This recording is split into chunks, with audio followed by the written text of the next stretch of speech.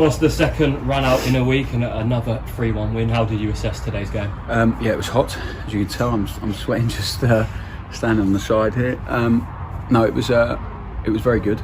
I think it was an improvement on Tuesday in terms of what we asked the guys to bring on the pitch today from what we learned from Tuesday's performance. Some really pleasing aspects from the first game, although we didn't score, which was the missing bit, and we've spoken about that already. Had a few chances, gave away too many free kicks in and around our own half. But in the second 30 was much better. Really liked it. Looked like us, and the intensity was great. And then the last hour was really good, really good. Harry Darling was excellent. Aiden Baldwin was excellent. Brooke for a young guy, John Freeman for young guys are fantastic. They listen, they take every detail in. Good for Jay Bird to score as well. So yeah, there's been lots of pleasing stuff. Obviously, the only downside of the day really was Fish had to come off with his foot.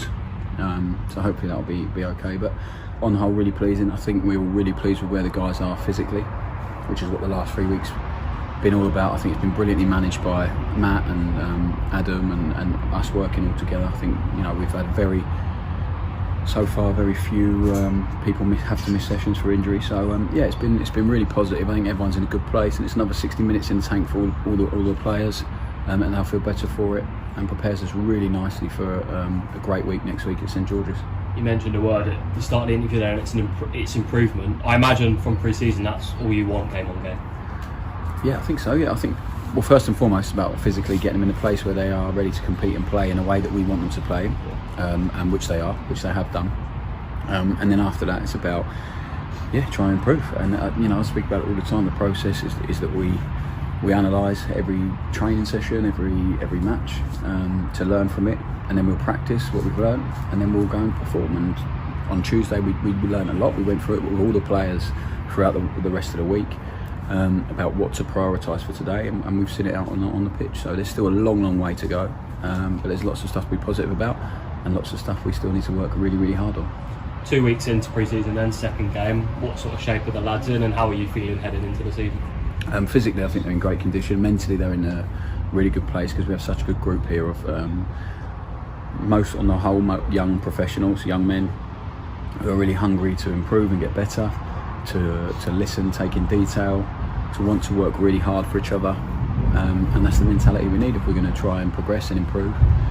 So they're in a great place physically and mentally, I think, and for us, I think we're all just counting down the days until the season starts and trying to get, pre-season's relentless really. It's hectic, it's intense, the transfer window's open obviously as well, so there's a lot to take on, so it's pretty exhausting, but it's brilliant, it's great, that's what you live for.